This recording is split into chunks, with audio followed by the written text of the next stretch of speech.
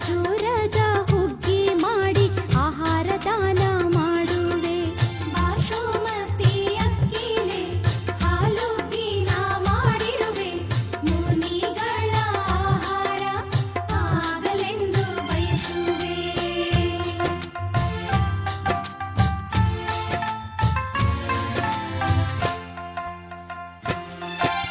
ಮುನಿಗಳಿಗೆ ಆಹಾರ ಮಾವಿನ ಸಿಹಿ ಕರಣೆ. ಬೆಳ್ಳಿಯ ಬಟ್ಟಲದಲ್ಲಿ ಹಣ್ಣಿನ ರಸವ ಕೊಡುವೆ. ಓ ಆಹಾರ ನಾನಿಡುವೆ. ಹಾಲು ತುಪ್ಪ ಹೋಳಿಗೆ ಕೈಯಿಂದ ತೆಗೆದ ಕಬ್ಬಿನ ರಸವ ಕೊಡುವೆ. ಬಾಸುಮತಿ ಅಕ್ಕಿಲೆ ಹಾಲುಗ್ಗಿನ ಮಾಡಿರುವೆ. ಮುನಿಗಳ ಆಹಾರ ಆಗಲೆಂದು ಬಯಸುವೆ.